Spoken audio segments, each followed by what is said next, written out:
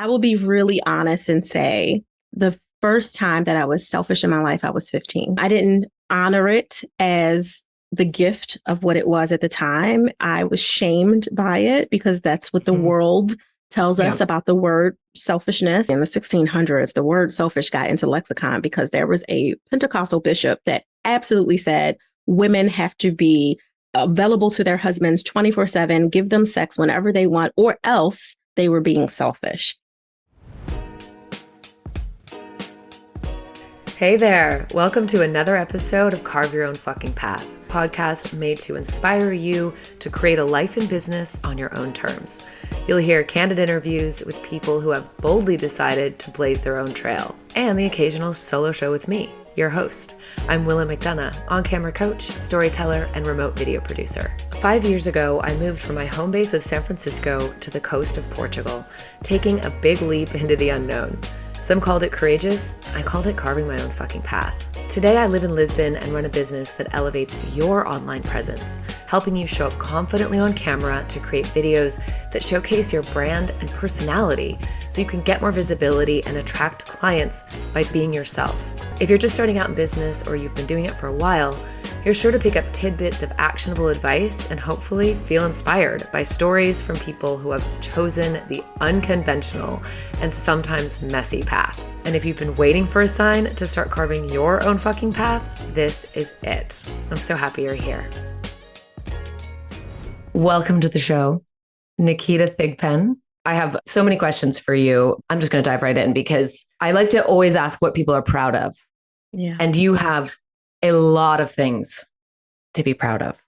You are the number one balance and relationship advisor, and you help power couples and potent humans activate their right to own their selfishness in order to also amplify relationship intimacy and live better lives. Your former life, you were a clinical social worker, so helping families go through trauma, and you are trained as a psychotherapist in sexology and relationships. Yeah. And you blended the two, like some coaching, metaphysics, and you just like blazed your own trail, your own path in the coaching industry. And then you have ultimately revolutionized the way that we can heal trauma at the same time balancing life, work, and love. And you do that through a variety of things. One of them is your podcast, which you have been doing it. I think you're the OG of podcasting. And so I just respect that because that takes, a lot of work to keep it going. And you interview experts and various people. And you also have an internationally best-selling book called Selfish, sitting there behind you, Permission to Pause, Live, Love, and Laugh Your Way to Joy. So thank you so much for being here. I'm really honored to have you here. Well, I'm excited. I'm ready for all of it, girl, like all of it.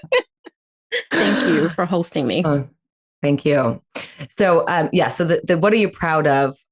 Could we just dive right in there quickly? Yeah, because definitely. Whoa, honey. I'm casual question. Right? Like super casual question and so loaded at the same time. I'm proud of so many things in my life. And this is coming from a woman who had survivor's guilt and remorse for most of her adult life. I'm over 40 and things, guys. I'm a G bunny at this point, a grandparent of toddlers. So, I got a little wisdom under my belt these days. Little wisdom. My youngest is about to be 22. So if that gives any, wow, perspective. I would not have guessed. Oh, thank you. Thank you. I'm really proud of so many things. Like the mother in me immediately pumps up when you ask that question. I'm proud of the humans that I brought forth in this world that are fantastic and messy. Like they're messy and probably less messy than I was, honestly, but they're messy and they're good. They're good in their soul. They're generous. They're givers. And although they could have better boundaries, they're working on, they're young, they're 26 and almost 22. So they're still learning to navigate that. I'm really excited about the people that they are growing and stretching into, even though I wish they would just like listen to me and avoid so many mistakes, right? Like just listen to your parents, listen to them. I'm also proud of my wonderful marriage to my husband because we went through some stuff. Do you hear me? Like we literally grew up together. We've been friends since 13, together since 17, married since 22. So we literally had to deal with all of that nonsense individually and figuring out where we were going to be immersed with each other without losing our individuality at the same time, because we're very different humans in so many different ways. My husband is super laid back, really quiet, powerful, but like slow to speak, you know, like he listens deeply, where I listen intuitively. Like I'm listening to give you whatever God is giving me back to you. He'll receive it and hold it. Like, I'm not sharing it with you. Where I will, like, we're just very different humans. And we play so well together. Work-wise, I'm really, really, really proud of all of the potent humans and the power couples that I've worked with, because I can't separate them. Some of those women worked with me privately without like waiting for their husbands or their partners to be ready to do the deeper work.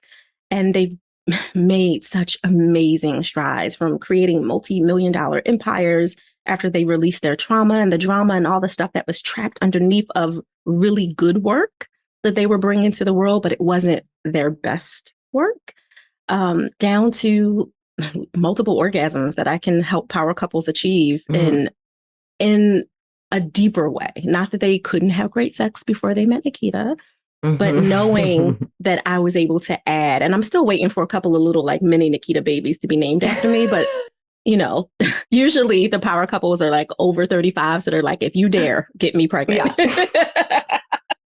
I'm still waiting for that moment though, but it'll happen. I'm proud of so much. That was such a powerful question, Willow. Thank you. Thank you for answering it so honestly and deeply as well. I would expect nothing less, but thank you. So, okay, this is another question, and it's more of a moment in time. When you decided, or can you bring us to this moment, when you decided that I'm going to carve my own path? That was layered and spirally and filled with broken glass that I was walking over barefoot, honestly. When I transitioned from working in systems, you know, hospital systems, crisis center systems, all of the systems that I worked in, adoption, foster care, all of it. Like I wore a lot of hats as a clinician. When I decided to do it, it was 2 years after I received a vision. I'm very spiritual, as you know.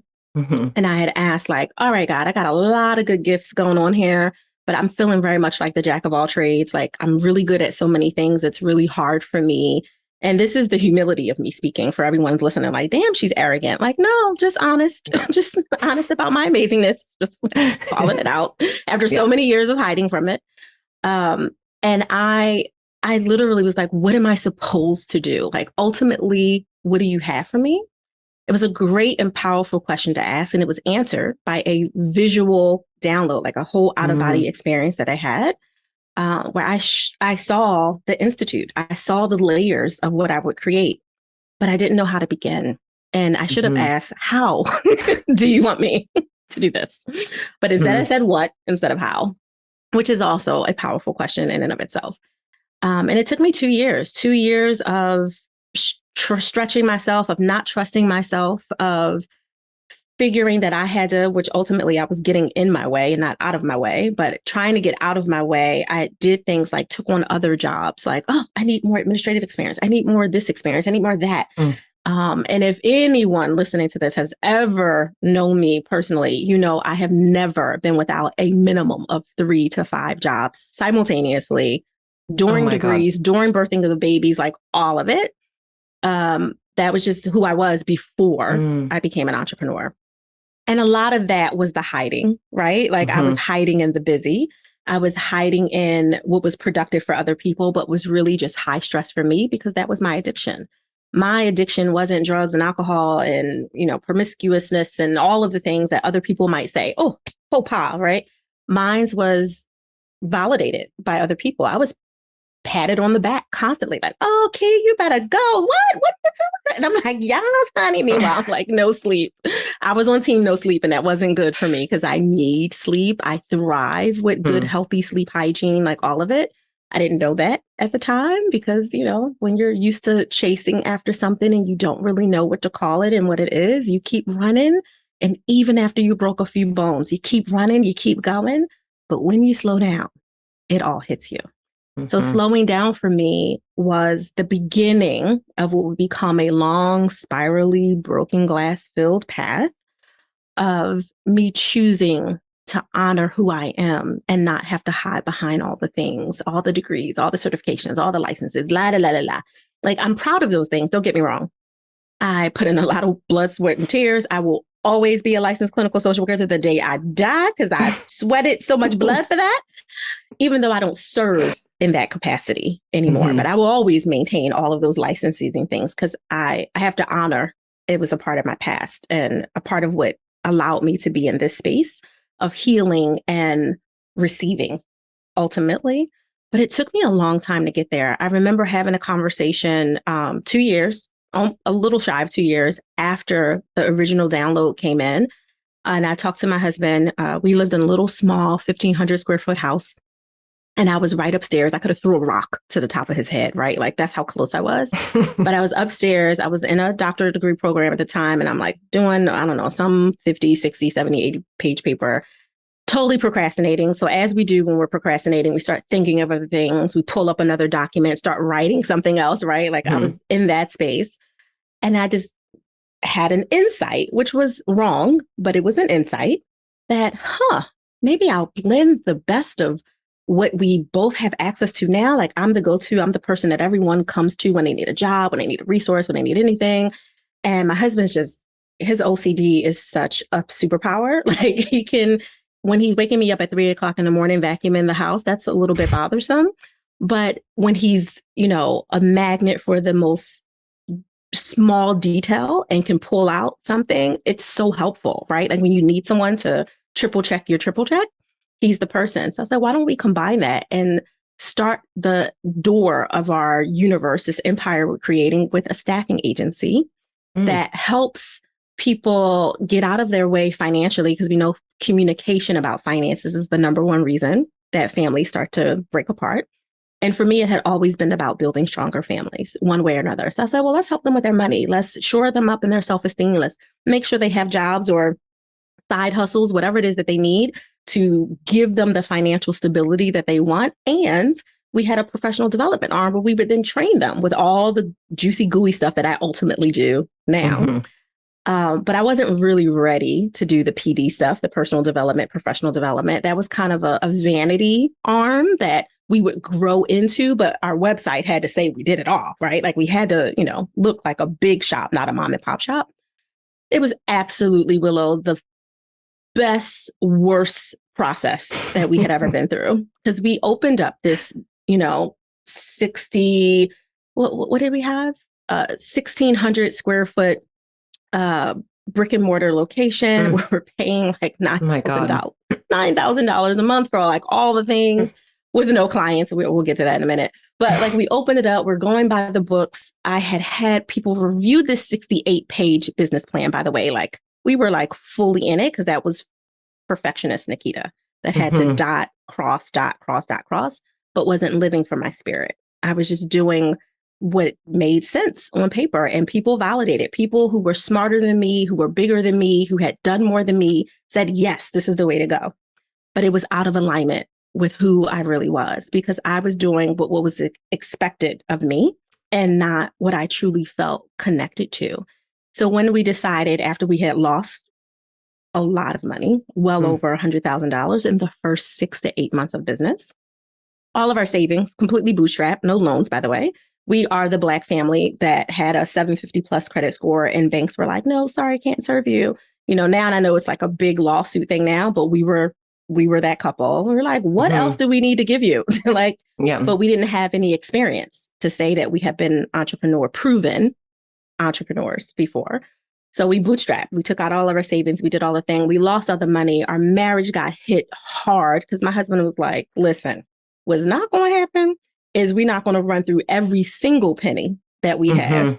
What's not going to happen is we're not going to be trying to figure out how to live in my mother's basement because you decided, you know what I'm saying? And I agreed for multiple reasons. That wasn't what we wanted in our life.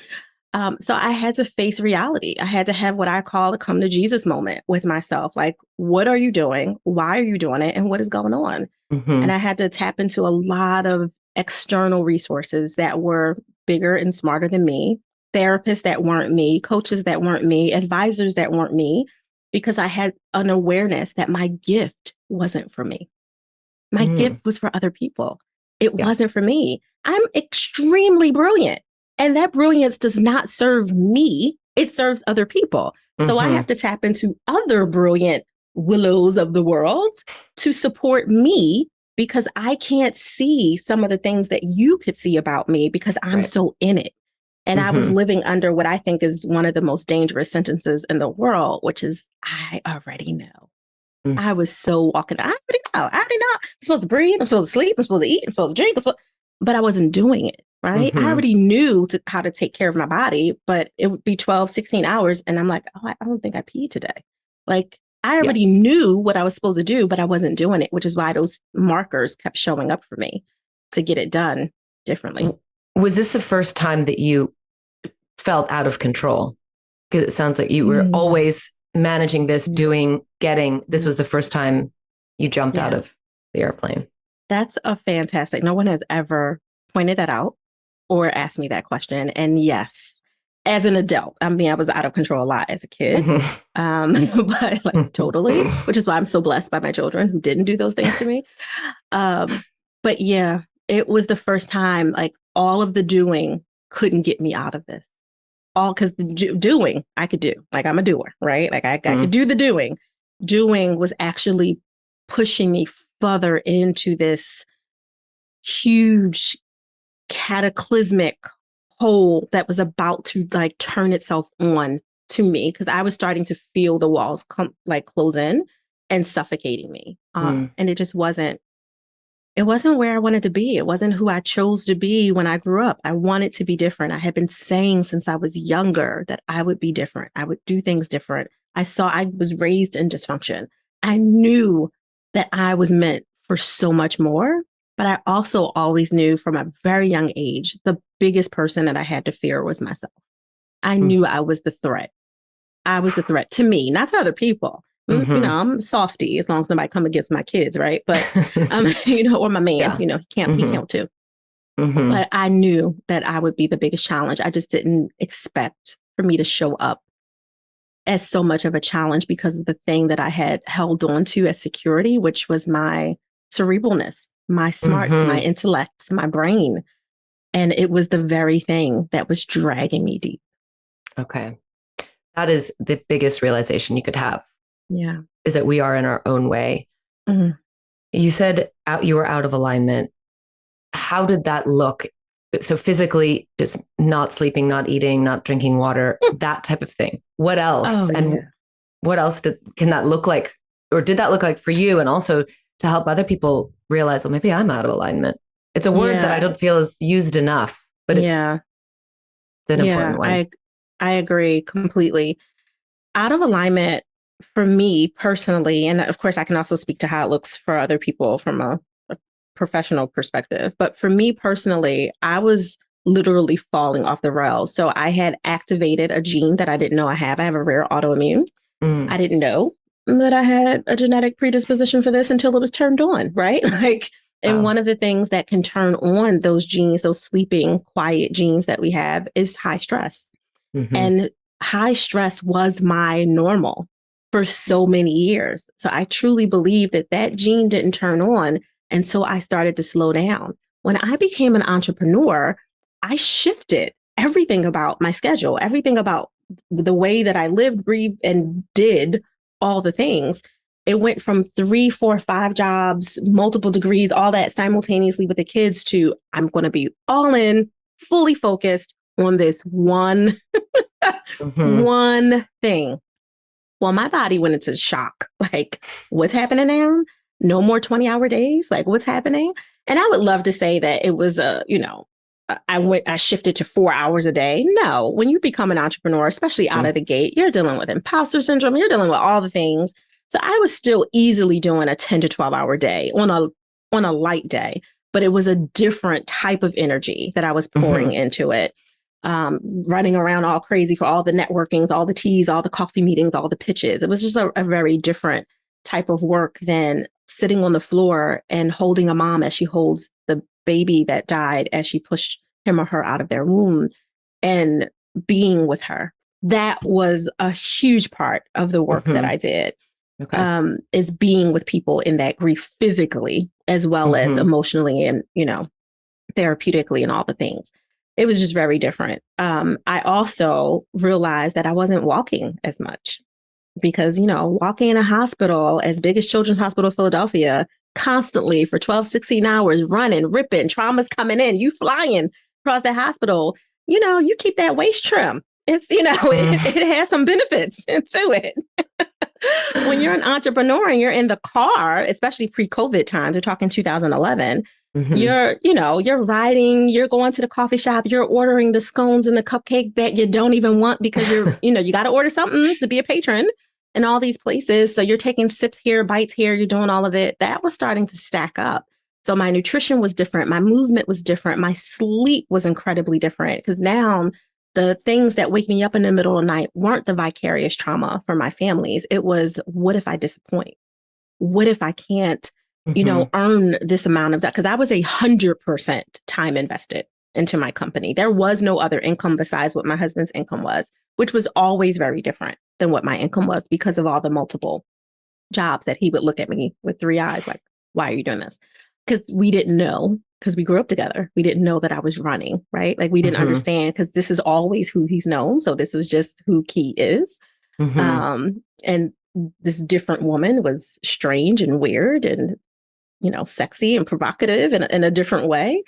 But what it also showed up in is I became so aware of confidence issues that I didn't know I had.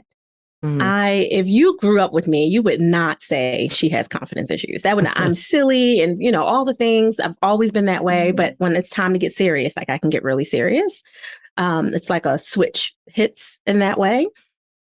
But this Naketa, this new entrepreneur Naketa, didn't know how to introduce herself when she walked in a room. Like, should I tell them that I'm a clinician? Because no, then they'll try to put me in a box of a clinician, but I'm trying to have the staffing and professional development arm. So I have to be seen differently. And oh no, what if they don't like what I'm offering? That's not just the offer they don't like. Whereas at someone else's institution, it's like, oh, you don't like it? Yeah, I feel you. I didn't really want to do this either. But this is just what they're making us do. You don't like my offer, my baby, the thing I created, the thing that was downloaded into me, that I tried to perfect with colors and font and typography and all the things to make it perfect for you. I'm insulted. I'm hurt. I'm feeling it. I personalized it. So it was bringing up all kinds of stuff for me that I honestly didn't even think was an issue. My confidence was hit because I was out of alignment. My energy was different. I've always been a pretty hyper person, I would say. If it gives any context, my family calls me Bunny. That's my kids don't say mom, they call me Bunny. My husband calls me Bunny. Like it's just because it's like the energy that I present. Also because I'm snacking all day, which is a whole like don't judge me, people. Like please don't judge me. Never. I love good bites. I love good bites. But it was showing up more inward than anything. But the outward expression, I think I had a pretty decent cover for people who hadn't done the work. And if I came across someone who had done their own self-development work, their personal development growth work, and I don't mean they've read some good books and they had a few, boot camps. I mean, they were in another dimension of their awareness. Those people could see the me that most people couldn't. And they typically would come and hold me in some way with a kind word, physically hold my hand and just do something that would out themselves as you're safe here. You're safe with me. Even in this small moment, we might not exchange names, any of it, but they would always identify themselves energetically, if not physically in some way. And that told me that there was further for me to go. So that kind of humbled me in many ways, but it also comforted me that there was somewhere else, another place and station in life that I could be besides this really scary, non-aligned moment of feeling insecure, of questioning everything, and not in a good way. Like, I think you should question your questions, but I wasn't questioning it in a powerful way, like in a coaching way. I was questioning, was I good enough? Was I worthy? Was I deserving? Was the world ready for me? And not in a like, oh, child, they ain't ready. Not in a good, way, but in a, oh no, like it may be too complex and layered that they don't get it. And so that I become who we've all read about. If you had to go to traditional schools and had history, you would read about the people who innovated and got killed because of their innovation. Their projects were killed. They might have physically been harmed. They were considered witches, right? Like the people who were trying to break the boxes then and say, hey, light is a good thing. They're like, oh no, you're a witch. You have light, like, right? Fire. Oh no. Like there was always those people across history that were breaking boxes, and the world in that moment wasn't ready for them. And a lot of stuff got buried. And so their legacy may have never come to fruition, or it comes like 300 years after they're dead, gone, and buried. And even their families can't, be connected to the reality of what their great, great, great, great so-and-so did for them because it wasn't honored in that time. So there was so much heaviness for me in that. My prices, to be very tangible, my prices were trash. They were like, what are you doing? Like, why are you selling your time? I talk about trading time for dollars. I was like, this is a very mean thing to say, but this is the language that I was using at the time. I was very much like, 2 for 1. Like you can get this time. It's all right. $50, that worry. Like it was like corner stop, version. And when I can laugh at it now, but when I think about how many people abused that access, and also how many people didn't take advantage of it was hilarious. Like you have this person with all of this happening behind the scenes, more than qualified to help you with that particular thing. But I didn't know at the time that because it was out of alignment, they're like, this is too cheap. Why is it so cheap? Like, what's going on? It's too inexpensive, right? Like, and then there was always the other people that were like, $50, 500. I'm making up, numbers. They, that's too much. But they would be walking around in a Birkin bag that, I couldn't even pronounce Birkin at that time. And all of the things. So I think my out of alignment showed financially, it showed spiritually, it definitely showed emotionally. Obviously physically, because my autoimmune was all over the place. Like it was a fun time discovering how your body can betray you and how that can be super scary when you wake up and you can't walk, or you can't lift your head for hours, or you're in pain and can't move, or the mystery that you've been proud of keeping in your marriage has dissipated because your husband or your partner has to help you do all of the things, you know what I mean? Yeah. And it was really hitting me hard. And it honestly, it bankrupted us too. We hit bankruptcy because of that time. Like the medical bills were out of control, like all of it. Oh my God. It was crazy, Willow. I hope that answered your question. Yes. That is, an extreme example. So you said the not enoughness, not good enough, and all of that. Would you say that your behavior before going, degree, multiple jobs, that also was fueled by covering that up? So it's like, it almost went, was it a deeper layer? Because now it was fully, it's like you're standing up there naked all of a sudden. Yeah. It is you. It's not, you can't hide behind a job, I guess. It's your business, your baby, like you said. So in those moments, what was the time frame of this? Like of all of it? Yeah. So 2009 is when I had my download. 2011 is when we started our company. Officially, May of 2011 is when we officially like LLC'd all of it. And then we opened like the brick and mortar that October. So we just kind of had our second baby 11-year anniversary yesterday at the time of this recording. Nice. Although we officially turned 11 in May of this year of 2022. And the awakening, because I had multiple awakenings, but the awakening of this has to be different was April of 2012. So it was shortly after. I was already feeling I didn't get an official diagnosis until 2014. It took 2 years because, women, it's just stress, dear. But that was like every physician ever. Yeah. That's just stress. I'm like, I kind of think this is more than stress.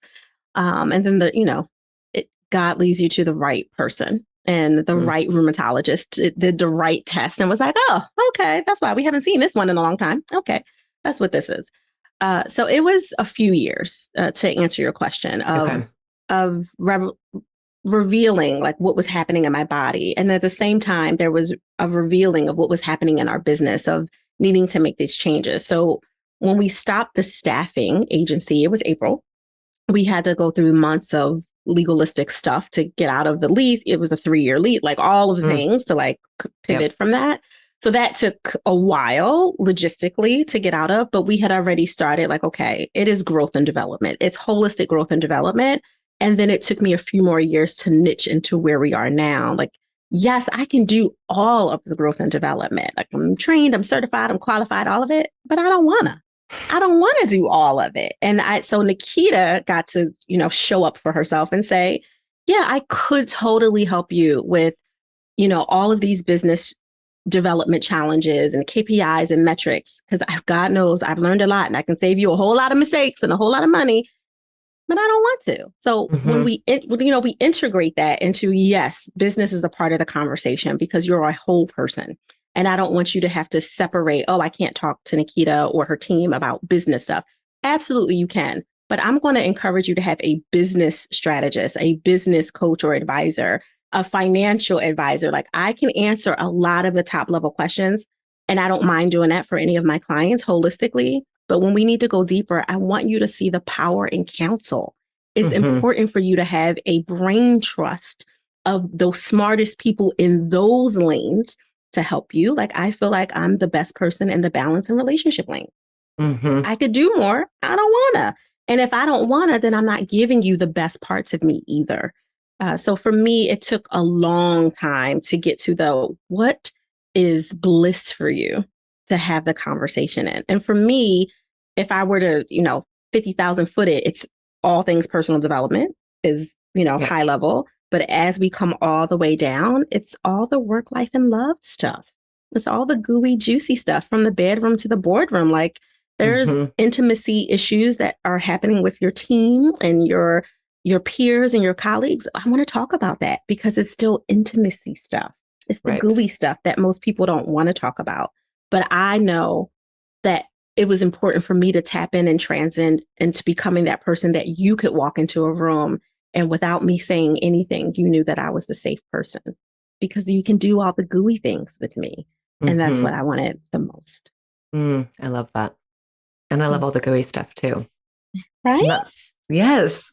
And I think that again is very courageous to really find that thing because you know a lot about a lot of things. And that's easy, again, to default to all those things.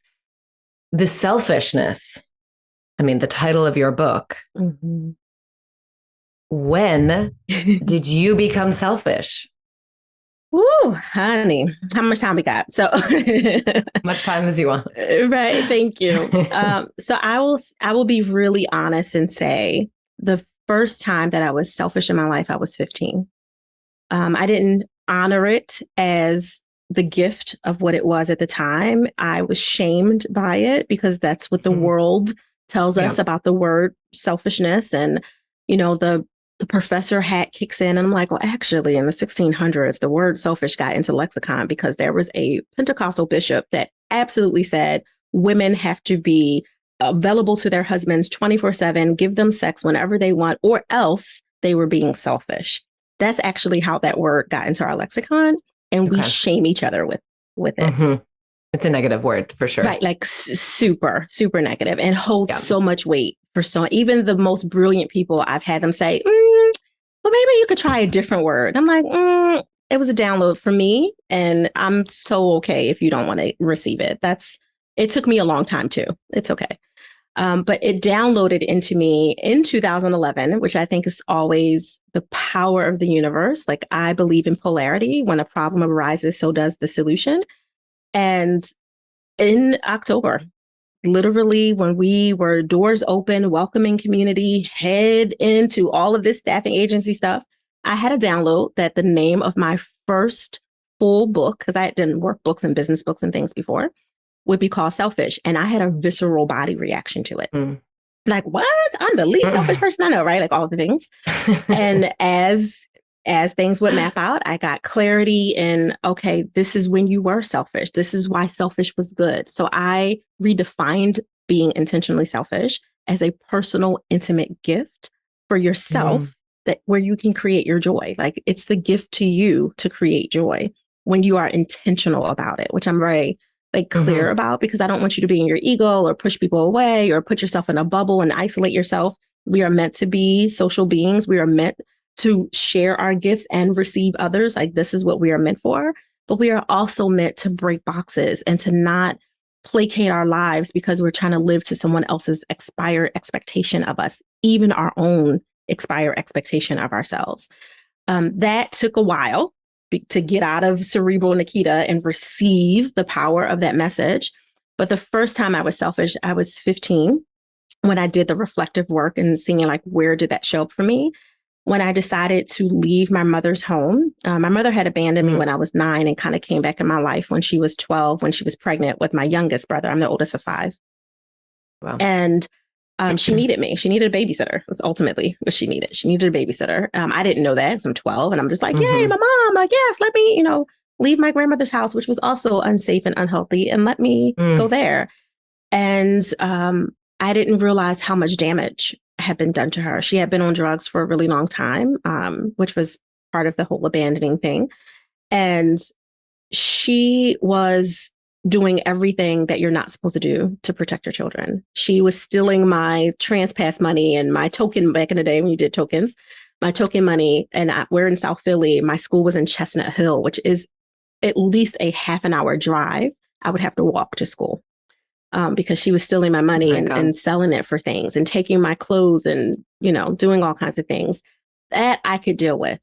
She really understood that I was connected to my brother. I was very protective. So she used that against me. She tried to throw him out the window. I broke my foot in multiple places trying to catch him out of the 3rd floor window. All of that still stayed. Got to stay. Got to protect him. All the things. 15. My last straw was when she ultimately, and this was probably the 20th time that she tried it, but it almost actually worked. She tried to sell me for sex to get drug money from one of her local dealers. And in that moment, I remember coming down the steps and this man approaching me like, your mom said it's okay. I remember having such a rage that I didn't understand at the time come through my entire body, like the tremors that I felt like my heart was tremoring. Everything was shaking in me, not because I was scared. I was angry. Like, you have cried. There was something I just didn't think she would do. There were just some things I'm like, you've done a lot of stuff, lady. But this, you couldn't have paid me enough money to think that she would do this. But that's how deep in her addiction she was. And in that moment, I knew that I was going to die.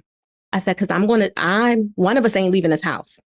And I am trying for it to be me to leave, which means you are not going, and I'm going to be underneath someone's jail. Because that was like the things I could see myself doing. I had a whole disassociative experience. It was clearly a trauma, but I didn't understand it at the time.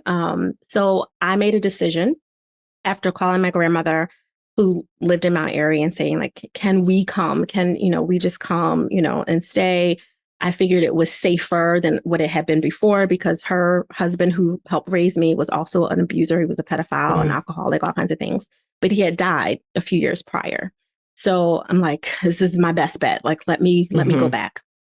And she said, no, I'm not raising nobody's kids. You can come because you're independent, you work, whatever, but I'm not raising nobody else's grandkids. She had her own trauma, her own stuff. She also had severe mental health illness and I didn't understand all that because that was my normal, right? Like I was just surrounded by all this normal that was completely not necessary, but this was my normal. And when she said no, I was broken, but I knew that if I didn't leave, there was no way that I would have survived the next couple of days, let alone the next couple of years. So I chose to leave my brother, who is 12 years younger than me. So he's 2.5, 3 years old at the time. And I had to trust that he would be protected, that he would be covered, that my prayers would cover him, that the prayers of our family would cover him for those that were prayerful people at the time, which at that time was like one aunt, but whatever. It was only takes one. And I had to leave him. And that was significantly hard for me, Willow. I had to be selfish enough to save myself. And I did. I saved my life. And then when he was 13, my husband and I adopted him and we brought him back in the house. We were still young people, young kids, like all of it. Because again, I'm only 12 years older than him. But I was like, listen, I had just finished my master's that May. It was September. He asked if he could come. I said, we'll make it work. And took her to court. She didn't show up because she couldn't care less. Right. So by default, he got to be permanently under our care. And that was a beautiful give back that I didn't necessarily expect, right? I would be like a liar to be like, I knew that. I didn't know that was going to happen. But I knew I needed to save myself. And I would say the next time that I was selfish was when I left the system and became an entrepreneur. Because people were really looking at me like, what is wrong with you? This is a good, you hear that. This is a good job. This is a good, well-paying job. Why would you leave this system? Why would you leave these things? Why would you leave this salary? I'm like, I'm a social worker. Do you have any idea how much little I make? Like, are you serious right now? But it was stable and consistent. So people didn't understand. And, I heard everything, which I'm sure you've heard a version of it as well from people close to you because they're so afraid for you. Right. They love you so hard that their fear projects onto you as well. And I heard everything from you're crazy, your marriage won't survive this. Why would you do this to your kids? Wait until they graduate. Like that's the same as staying in a marriage until your kids are older. Why would I do that to myself? Why would I show my kids that this is what a healthy relationship looks like if I'm unhealthy in the relationship? Right. Why would I delay my dreams to show them this is how you make your dreams happen by not walking into and letting them see like the messiness of all of it? It was messy, as I'm sure you know, and all the listeners who are entrepreneurs or entrepreneurial in the businesses that you run or own or you work in, it can be really messy when you're climbing any career ladder, whether it's the one you're creating or the one that you're in. And I needed them to see that. I needed them to see this is healthy hard work, not, standing on a corner and, doing other things, because that was also a huge part of our family. So I just needed them to see and know more. Working in trauma with children as a social worker, was that something that you felt comfortable doing from the beginning because you had experienced it? Yeah, it was. And it didn't reactivate things for you. No, honestly, I had a lot of people ask me this. So this was a plus and a minus of being a female. We compartmentalize like nobody's business, right? Like we are champions, right? So like we're champions at it. It is its own superpower when used for good. when used for good. So I could handle a lot of stuff that a lot of the other social workers couldn't handle. And I mean, stuff that I won't even say here because it could trigger a lot of people. The tears and scrapes and brutalization that I would physically see of children and adults, right? Because a lot of these parents coming in were in a cycle of all the things as well. And I could handle the most brutal situation because I had been through so much of it. So I wasn't triggered in a way that would be like, oh, I need to go like hurt this person. It was just like, okay, that normal, that was my normal, actually allowed me to be calm in the midst of the storm because I was so used to being in tsunamis that it was like, oh, okay, I got you. Let me help you. Let me be empathetic to the fact that this is new for you or maybe newer for you than it is for me. Where it did come up for me, because I had compartmentalized like a champ, like it was an Olympic sport. was when one of my clients, one of my patients, to use the appropriate term at the time, had a psychotic break during a home visit. And she locked me in her house. I was 24 years old. My youngest was a little person.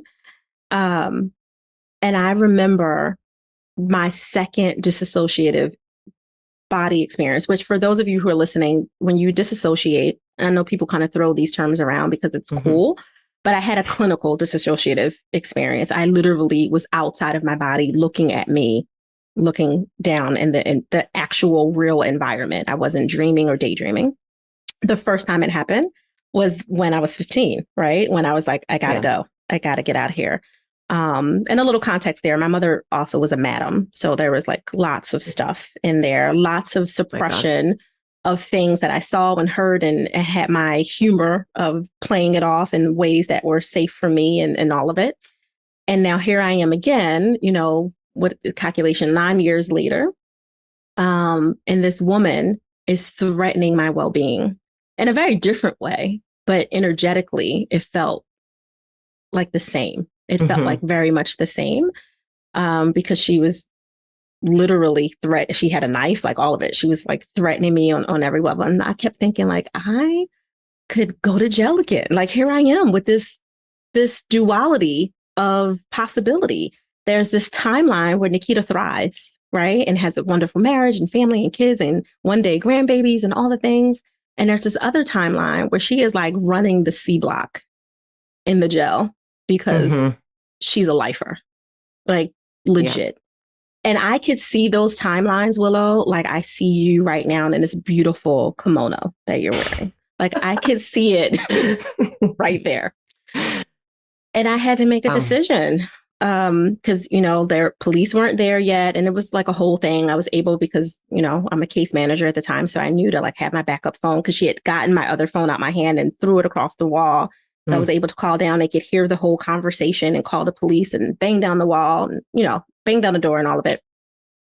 So police were able to get there, but not before there was a physical altercation, because now I'm like, as long as she don't touch me, right? I'm young. I'm like, as long as she don't touch me, I'm from Philly. You better not touch me, like that kind of thing. And then she touched me and she tried to stab me with a knife, and I got her down on the floor, and I'm trying to activate all the training I know to like keep her safe, keep me safe.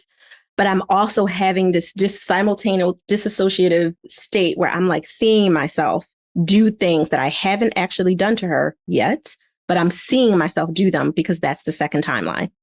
That's the timeline where I'm a lifer. And I'm a very sexual person. So I know I would have lots of wives and all the things, because that's the second timeline that I see. And I'm like, you cannot, and I had on Timberlands too. I'm like, you cannot stomp on her. Like, you cannot do this. But I'm seeing it happen probably minutes before it actually would have happened had those police not broken down that door. Yeah. So that was the second time that I had to be very mindful and be clear that being selfish could save your life if you are intentional about it. Wow. Cannot even imagine that. I know. I hope no one else has to deal with it either, honestly. Thank you for sharing. Is this a story you tell often? Is this in your book, for example? You know, the 15-year-old first time I was selfish, yes, that is in the book. I'm not sure. I wrote this book published in 2020, and it took me 8.5 years to actually complete the writing of it because of so much that it evoked. Because after that point, my point of bringing that second story up, in addition to it being the second time that I had to be selfish, was that put me into a deeper version of therapy. I had therapy before, but this was the spark of like, okay, girl, you need like once a week, every week for the next 2 to 3 years. And like, and I needed that. I needed it.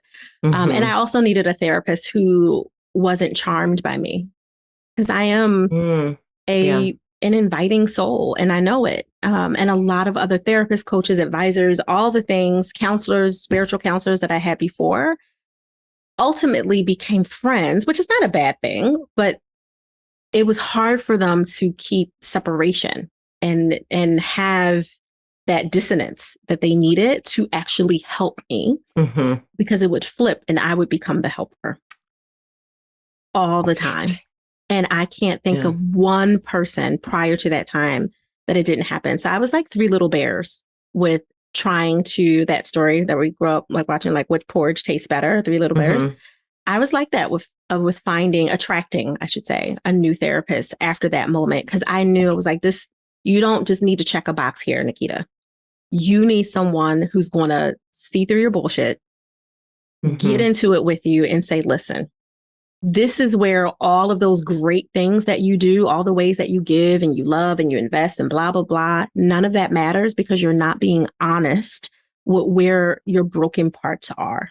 You're not helping me get past the locked door that you've compartmentalized like an Olympic champion, so we can break free and see where are the threads, where are the roots of the issues. Like, let's go in, because I can talk about my sexual trauma and not break a sweat. I can talk about the intimate partner violence. Like, I can talk about the physical, but I can talk about all of it, and other people are uncomfortable. And I'm like, yeah, so can somebody pass me my tea? Like, I'm good. Right? Like, and I could do that even before the therapy because of the compartmentalizing. But after the therapy, I could do it from a space of healing and not just because I had locked a box. You know what I mean? Yes, definitely. Oh, that's a big one. The storyteller instead of the person that's healed, that's actually feeling it again. And that's a trauma response, isn't it? To compartmentalize and lock it away, because otherwise it would completely ruin your everyday life. Yeah. So you asked a good point, Willow. I just wanted to highlight it. You said something about like when it all came up for you and you couldn't hide from it anymore and all the busyness and all the degrees. You were spot on, because all of that was a trauma response too. All of the super independence. I don't need nobody. I got this. It was a glamorous way to have on a mask, but it was like having a deformed body that is yours and you should honor it, but a deformed body that you dress to the T's. You know how to throw on them stilettos, them pencil skirts, them pearls, like you are amazing. No one would have any idea what's underneath of that. And entrepreneurship made me feel naked. And that's why a lot of that was exposed in the different way, because I was used to dressing to the T's all of my issues, so no one would have any questions whatsoever. And you hit it spot on. So I just wanted to honor that you hit that. Thank you. Yeah, I could see it, feel it. One of those things. It's an extreme. You were an extreme. And usually that comes from a space of pain. And through your compartmentalizing, going back to that, it's locked away. Then you have the key. That's a long process for sure. The ooey gooey stuff that you do with people now, how much are you going to that level? And what kind of, are you dealing with extreme trauma like that still? I am. It's different. So because we have a company now, right? And so we have other coaches, we call them certified selfish coaches. And then we also have certified success architects, which are a little bit more holistic. They deal with the relationship intimacy for work stuff too, and not just the interpersonal that the selfish coaches do. They're not trained therapists. Many of them have various backgrounds. They're doctors from different backgrounds and marriage and relationship intimacy coaches already, like all that stuff that they brought. But I do separate in our business. We don't do therapy.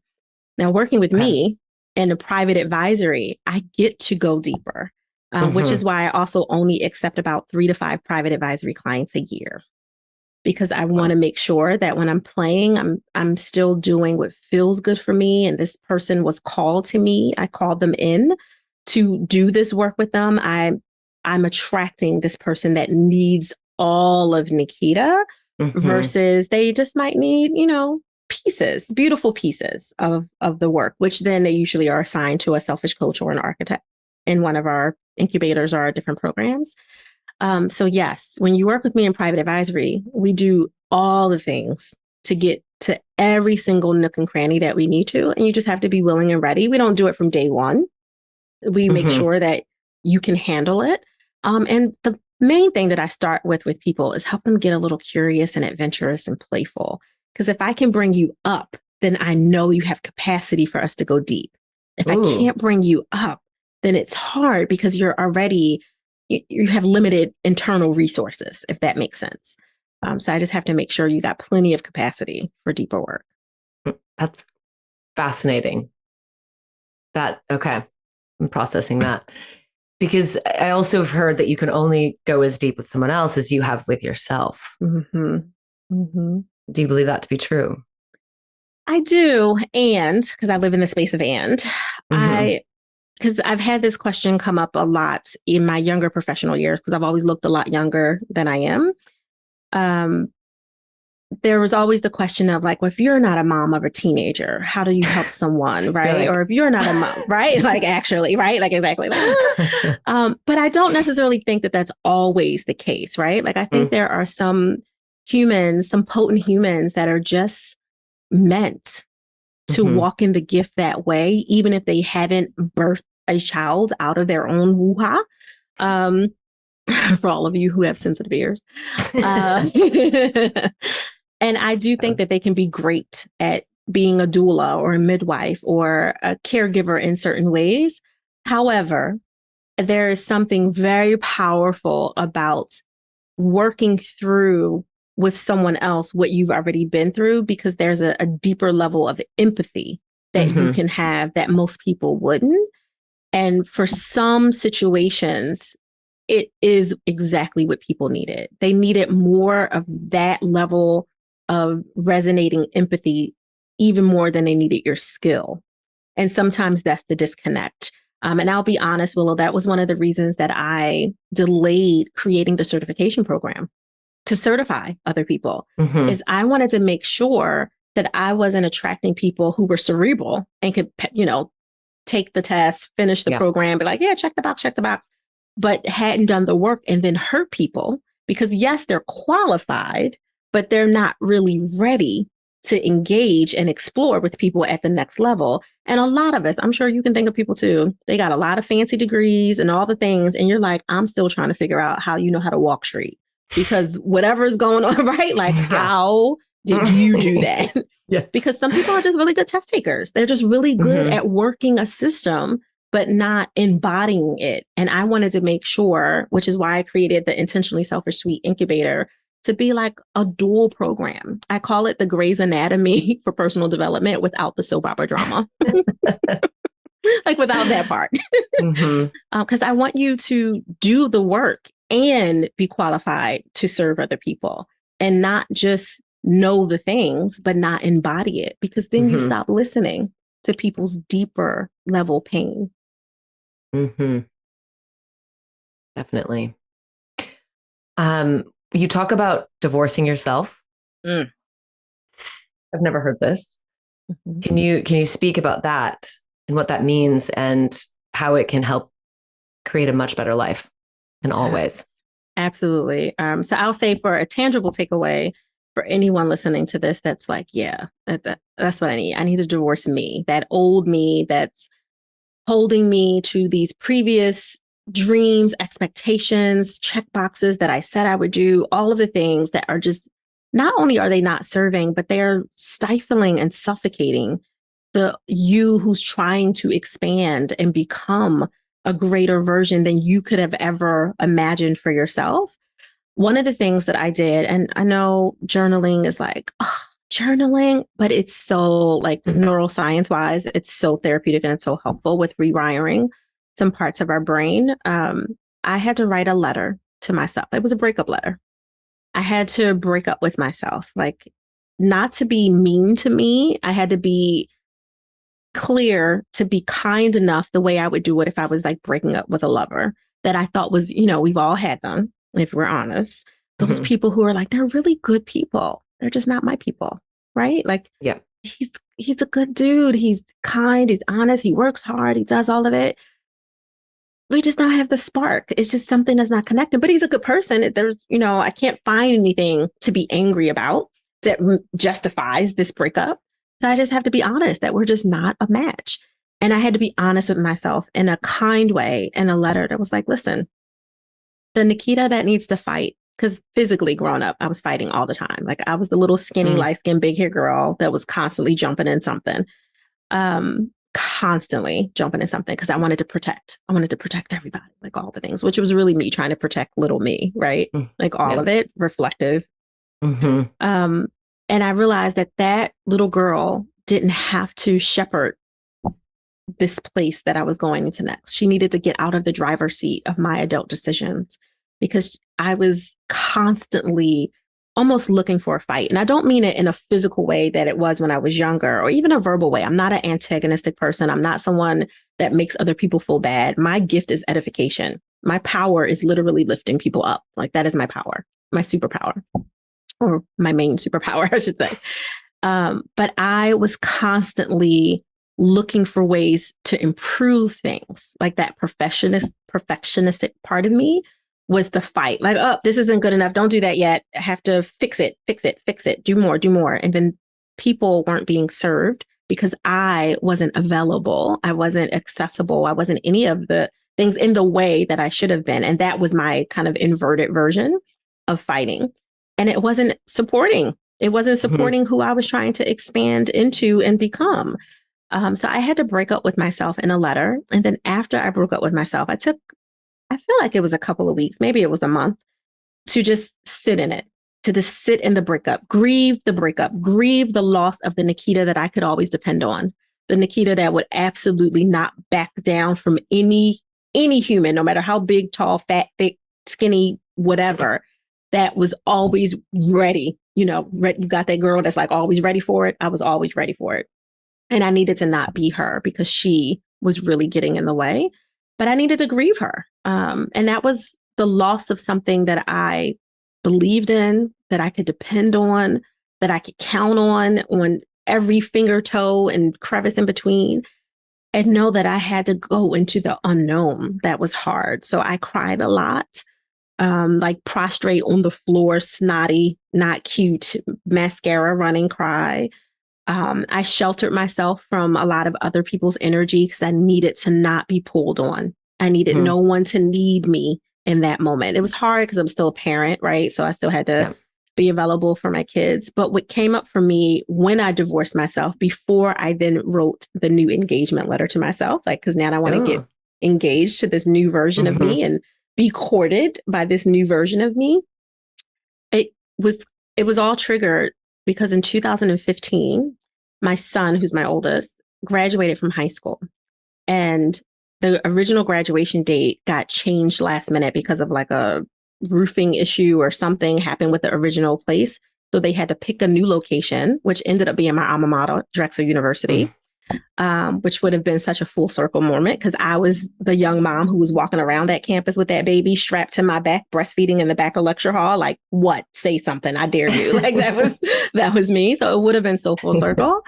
But when they changed the date, it was a conflict with a conference event that I had to be at. And I said, oh, well, he still hadn't officially made up his mind with whether or not he was or wasn't going to go to college, whether he was going to take his gap year, which he ended up doing. And we were like trying to figure out how to support him as he's the kid that's always going to do it the hard way, right? Like he was a version of me and his dad combined, and not always the best ways, right? Like in that way. Yeah. And I said, well, I want to make sure we can support him because we were still struggling. We still had a hard time in our business trying to clean up from all of the money that we had lost that first year or so. And I did not go to the graduation. I had my husband and my daughter go. I had his godmothers be my stand-in. I'm like, you need that maternal energy. So I pulled her in like, tag, honey, I need you to, step up and handle. She was like, I got it. No problem. I do. She's a wife and a mother of 4 as well. And our kids are like stair-step. She was like, I got it. I'll make it work. I'll call out for work. And she did. So logistically, I felt better. Like, okay, he got his godmama and my husband's there. The kids are there, all of it. And he said, no problem, Mom. I know you got to work. Not a problem. I had to go out of town. And I made it back for, our little reception dinner for him that night. But it wasn't until years later that he told me that hurt him, that I wasn't there. But I had already started my divorce process because I knew while I was away, it was hard for me to be present. It was hard for me to concentrate. Yeah. I kept checking my phone, like, somebody send me pictures, like, what's happening? I felt like I wanted to be there, but the scarcity that was driving me, which really is what it was, the scarcity of the not enough, of not being ready, like all of that was still there for me, like really 4 years later in our business. Even though we had pivoted and made some changes, I was still questioning. I still wasn't really willing to expand myself, all of that. That is why I chose to go to that event and handle those particular details versus being where my heart knew I wanted to be. And then the fighter in me was coming up, Willow, because the fighter in me was like, girl, if this was his daddy, wouldn't nobody had no questions. Because dads get to miss this stuff all the time and nobody asks any questions. They're just like, okay, John, it's cool. You couldn't make it. But a mama does it and the whole world, right? Like I had all of that. Yeah. So it was like good angel, not so good angel, like doing it. And I realized that I wanted to tap into the fighter Naketa, who was the not so good angel, like, child, he be all right. You raised him, he's strong, right? Like he good. He got to wear that cute suit because you doing what you're doing, right? But I knew that it was just justification. It was a justified excuse. And I didn't want to live like that anymore. I didn't want to justify the not so great choices. It wasn't the worst choice in the world. I still stand by people see men and women so different in these situations. Yeah. And it's not okay. And it's not fair. My husband was completely supportive of it. But it shouldn't be that he's an exception, right? Like he should be the rule. Like, yeah, babe, go do what you got to do. I got this. And he had it. And I should have just trusted it. But there was such a part of me that was like, oh my God, how do I miss a graduation? And that is one, I only have 2 regrets in my life. And that is one of them for sure. Okay. And in those decisions, let's say people are faced with this selfish decision would have been to stay. Yeah, I think in this aspect, being intentionally selfish, giving myself a personal gift would have been to go to the graduation, to stay home, basically, to go to the graduation, knowing that everything I needed, I already had, and everything else was on its way to me, because that's abundance. That's prosperity, is knowing, girl, you're putting this work. It's not like you sitting home wiggling your toes, hoping and wishing. Like there's no hopium here. Like you're doing the work, right? And I should have trusted it, but I didn't trust. I didn't trust. I should have been selfish. Yeah. Yeah. The shoulds. Woulda, coulda, shoulda. Yes. And what are some of your shoulds? Now? Now. Oh God, I don't even know if I have too many shoulds now. It's the worst word, but yeah. No, you're right. I would say a should now in this hour of my life is I should have my grandbabies more, because that is one thing that I'm like, oh, they don't live with me, and which is good, which is why I love them so much, right? Because they're 3 and 4. Okay, like, ooh, yeah, right, exactly. Like I don't want to reverse time and go back to that. They tire me out. And like a perfect example is my 4-year-old granddaughter, who's the oldest. Both of my grandchildren have ASD, autism spectrum disorder, and they're beautiful and brilliant in so many different ways. And my granddaughter is me. Like she literally looks like she could be my twin. Wow. And my grandson looks like my husband's twin. So my son says, why doesn't either one of my kids look like me? And I said, because God told you to stop having them until you're ready. So there's that. So we each get one. But my granddaughter, when she's here, because she's not like a super early riser, but she's like ready to go and play at like 7. Between 7 and 11 a.m., we've already had 8 activities. 8 full-on puzzles, books, Legos, like all of it. So they make me tired. But with that said, is I do wish I could have them more. And I know the only reason I don't is because there's a part of me that's like, girl, you ain't ready. You ain't got that kind of energy today. Yeah. I do want to have them more. That's my should, is the grandbabies. Okay. Yeah. Okay. Is there any shoulds for others? I mean, in the work that you do or in the selfishness, is there any shoulds that people can relate to or implement? Yeah, it would be honestly around healthy relationships. It would be, you should have expansive boundaries. Your boundaries should not be so tight and so solid that you can't breathe and you have no fun. and you're like, oh, I got a boundary. If you're my cousin and you text me, I'm not responding for 2 weeks because I don't want you to think you have too much access to me. Like that's an overly tight boundary. Yeah. Like that's your person. And I'm picking on family, like cousins and siblings, but it could be a really good colleague that you really enjoy. I do think that there's a process of access. Like I tell people all the time, I am so available for you, but I'm not accessible. And there's a difference. My accessibility is reserved for the people in this home. It extends out to my son who doesn't live here and my grandbabies by default to their mother, right? Like by default. But outside of that, it really depends on our relationship, the intimacy of our relationship. How deep is our reciprocity? Because just because you've known me since we were, I don't know, in third grade, doesn't mean that you get to pop up at my house. Ain't no pop-ups. We don't do that. You go ahead and knock on that door if you want to. You ain't getting here, right? But people do. And especially, I know there's like cultural, differences and all of it. But people really do feel like, oh, I've known you for so long that I should just have access. Or I haven't talked to you in 4 years, but if I call you, I don't understand why you didn't answer, or you didn't give me more than 20 minutes. You don't have access to anything that you didn't earn. And I think the should for other people is looking at like reevaluating their relationships. Like who's really earned the access that they have? Because if you got this person that's calling you every other week, 2 weeks, whatever, and you feel like you're spending 2 hours every time you're on the phone with them, but when you hang up, you're drained, you haven't been fueled, you're still trying to figure out why you took that time out, but you won't even give yourself permission to take a nap or to take a few hours off for yourself, but you'll give all of this time away to other people, places, and things because they reached out and they asked. So I ask people to give themselves permission to pause. Like, what does that look like for you?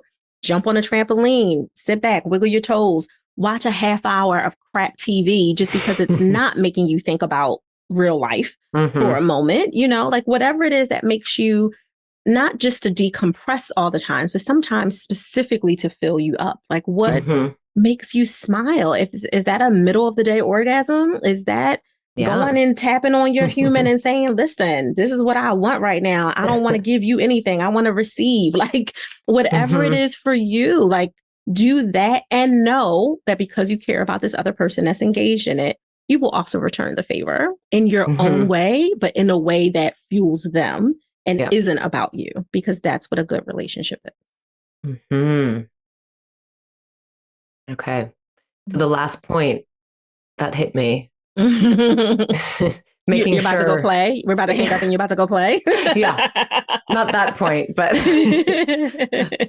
which I like that point for sure, is doing the things that they need rather than what you think they need or something that you would also enjoy.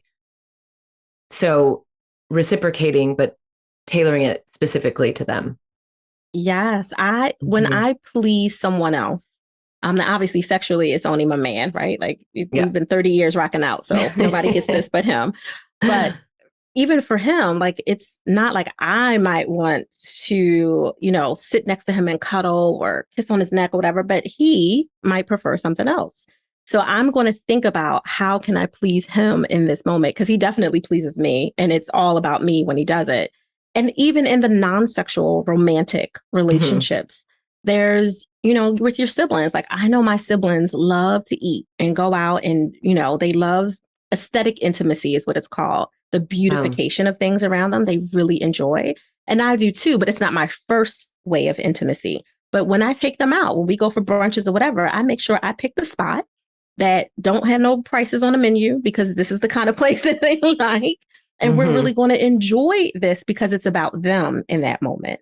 And when I go, I'm like super low key, give me some dark chocolate and some fuzzy socks and I'm straight. Like, so they know that when it's their turn to plan, like our sister brunch or something, that we can totally do it in the house and kick up and, have a good time and watch what my husband calls a B-roll movie, which is like a bad romantic comedy, like, and to do that. And that fills me and we're having some conversation and enjoying it.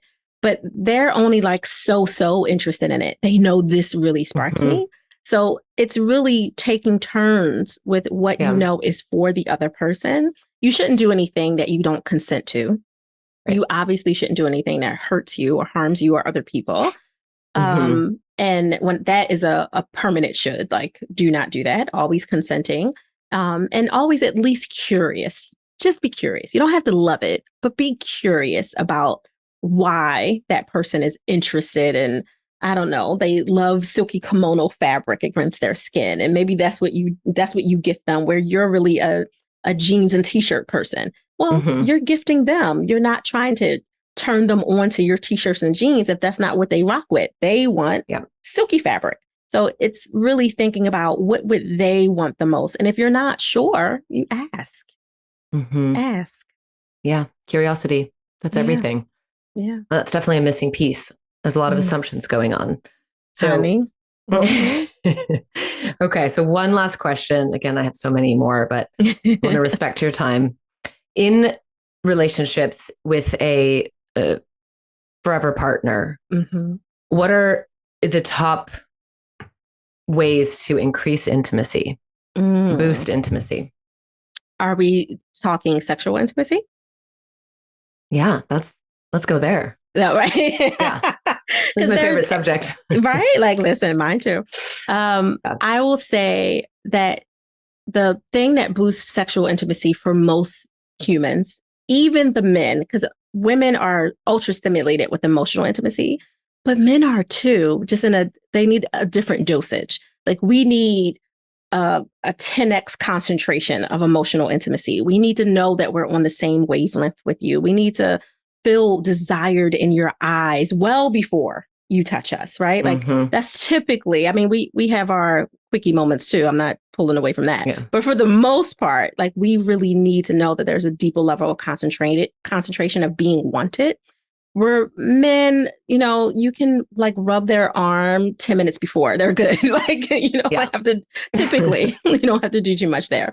And, they also don't want to be nagged to death before the ultimate event of physical intimacy either. So that's a way that you can help boost their libido, is making sure that you haven't broken them down with your attitude or with your words.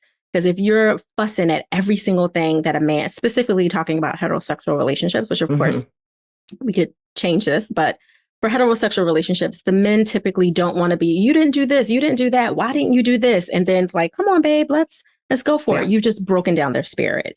You want to boost them. They like affirmation. They typically like to be told how good they smell, how much you love when they worked out and they're like sweating on their arms. Now, you might not want to have sex with somebody who's sweaty. You might say, hit that shower, but you can go play in the shower with them, which is a go-to for a lot of our power couples.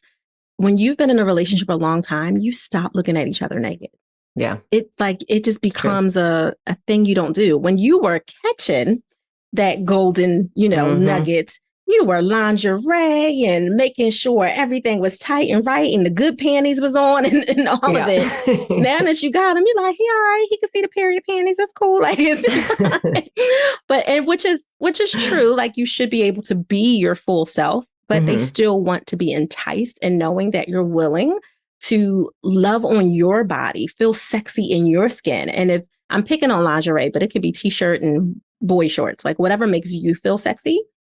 But when you feel sexy, your confidence increases, which automatically heightens the libido for both of you in that moment. So I would say, first and foremost, you need to feel sexy in your own skin, whatever that looks like. I know you might want to lose some weight or gain some weight or gain some muscle, but in the interim, what's your best sexy outfit? What's the thing? Is it I'm fully naked, but I got this big, beautiful plush blanket next to me that I just pull up and let them see a long piece of thigh hanging out? Like, what is that for you that makes you feel sexy in that moment? And do it, lean into it.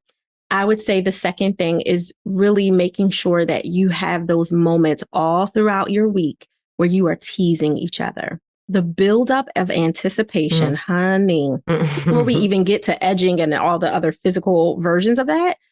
When you build up anticipation, kissing on their erogenous zones, the nape of the neck, for some people, it's the actual genital areas. For some people, it's the meaty part near the genital area. So it might be the side of her boob, the inside of her thigh, but don't go all the way up, right? Like, and for men too, it's the same. Like kiss, rub, touch, tickle, lick, like do all those little things, but don't go all the way there. And then 2 or 3 days, if you can hold out that long, then you have this moment where you invite them into some water play. Water play is always easy because the water element by itself just adds a little bit of adventure. Don't fall in the shower, people. Please do not slip. There's nothing sexy about a naked person falling. Okay. I don't care how tight your body is. It's just not a good look. Yeah. That's what I would say to start with is build up some anticipation and be mindful of what feels good to them while making sure that you feel completely desirable in your own skin. Okay. A lot of good tips there. Honey, I could go deeper. I'm trying to keep it PG. That's the next podcast. Thank you. And intimacy isn't just physical, of course. So within the relationship, the intimacy also is sharing. Oh, it's 12 different types of intimacy. 12. So there's physical intimacy, which we know, and we think of that as basically sex, right? The sexual / physical intimacy. Because there's so many off the top of my head. There's communication intimacy, which we know is just being able to have a conversation where you share in the listening and the giving in the conversation. For a lot of men, they don't always get this. They think, well, I listened to her, but then you were silent and she wanted to partner with you in the conversation, not just feel like you gave her a blank slate to vomit on. She wanted to have a conversation with you. And some women who are very high in their masculine do that as well. They're like, go ahead, talk. And like, that's not inviting when you give that, because then we get into literal and lateral listening and a whole different thing. There's the aesthetic intimacy that I was talking about, like when you can share in the beautification of things for people, which might look like going for a walk in nature. And you can share in the beauty. If you find nature beautiful, go to an art gallery and share in the beauty, make some art. Now that's, I could take you back to physical intimacy with that one, but keeping it PG. There's also conflict intimacy, being able to share and hear and process each other's pain, as well as deal with really painful situations. That's a hard thing for a lot of people. Some people just turn off, they compartmentalize, they go into champion mode. And when you do that during a conflict, the other person feels dismissed. And you thought you were being a sounding board and strong for them, but they feel like you're judging them now because you're not in it with them. Not that you have to experience the physical pain with them, but knowing that you're not disconnecting from what's actually happening in that moment. So conflict intimacy looks like you had a really hard day with a toxic client at work, and then you wanted to just download with your partner, like, I just need to talk about what this is, what it's bringing up for me, the internal conflict that I'm having with myself. Do I fire this client? Do I move on? Do I refer them? Do I shut down the whole business? All the stuff that comes up when we can go from 0 to 60 in 2.2, right? And knowing that your partner, your forever lover, as I call them, that you're talking to is like, babe, well, tell me what's going on. Let me see if I can help you troubleshoot this. Even if they're not a business owner or an entrepreneur or an engineer like you are, or like whatever your specific, issue is, they don't have to be the expert, but they have to be able to be in it with you. So you don't feel like you're just talking to drying paint on the wall. And they called it being strong. People feel that, and it pushes you away when you feel like you can't talk about the hard things with someone. So that's conflict intimacy. Okay. There's work intimacy, which is a little bit convoluted because you think that means you have to work together. It doesn't. It just means you have to be able to work through things that are work related together. So I should feel safe enough to, share with my husband without breaking confidence of my clients. Today was an interesting day. There were some ups and some downs, and here are some of the logistics without breaking the confidence. And this is what's coming up for me. It's not necessarily a conflict. It's not necessarily a bad thing, but it's more of a debriefing, and be able to respect that although he's in a completely different industry, that he has value to add to me. And that's why it's intimate, because intimacy is literally just deeper connection, like holistically. Being able to deepen into that. There's spiritual intimacy where you guys get to share in that, right? Like it gets into so many different layers and levels of it, but intimacy is way more than emotional and physical, which are the two that most people think of. There's financial intimacy. Like, can we get deep about money? Some people will rather show you their naked body than their bank account. And that's real. That is very true. I didn't know of all these different these layers and names for it. It's fascinating. Yeah. So it's a lot. You know a lot. I could just see in a session, you would be like just sourcing from all over. I do. And I try to make sure that when I'm sourcing that the person isn't overwhelmed, because I don't want them to go to their head either. Right. The brilliant cerebral part, that's the easy part. And I'm looking at the messy. Like I want the messy, the gooey, the juicy, the good, the orgasmic. And that orgasm isn't always just the physical orgasm. It's in your whole being, because you know that you've hit a level that you've never hit before. And that's what I want for all of my clients. Yes. Amazing. Thank you. How can people find you? I would say, thank you. If they're not already a listener, hint, for the Balance Boldly podcast for ambitious women in business and a few brave men, come over to FigPro, THIGPRO.com, and just about everything you need for our company, the different ways we work with potent humans and power couples and even organizations. Everything is there. Those are the easiest. Okay. I'll link your YouTube too. You have a lot of good videos on there as well. Some old school stuff on there too, Willow. People, you see the evolution though. Yeah, sitting in the dark on the floor for my Periscope. Don't judge me, okay? It was 5 a.m. I was impressed. I thought, wow, it's so great though to wake up that early, inspired, and have people that are waiting to hear your message. Yeah, there's kind of nothing better. You're kind of making me want to restart it. Stop it. I don't know if my family can handle it. 3:45, wake up. No. Well, I guess if your husband is vacuuming at 3 a.m. Girl. OCD has its pluses and its not so pluses. Okay. I hear you. Thank you a million times. I just am so appreciative of you being here, your energy, sharing all the work that you do in the world, and sharing your story. It's quite a story and a journey that you're on. I appreciate you. Thank you for having this incredible space, because it is sacred. And I love that you are fully invested. I appreciate you. Thank you. That brings us to the end of this episode. Thank you so much for being here. If you enjoy the show, please rate and review on Apple Podcasts. It makes a big difference for visibility. And even better, share this episode with a friend. And don't forget to subscribe so you never miss an episode every other Wednesday. If you're interested in working together to elevate your online presence, I'd love to hear from you. Reach out to me on Instagram at whereiswillow. I also hang out on LinkedIn, Willow McDonough. Until then, cheers to carving your own fucking path. I love you.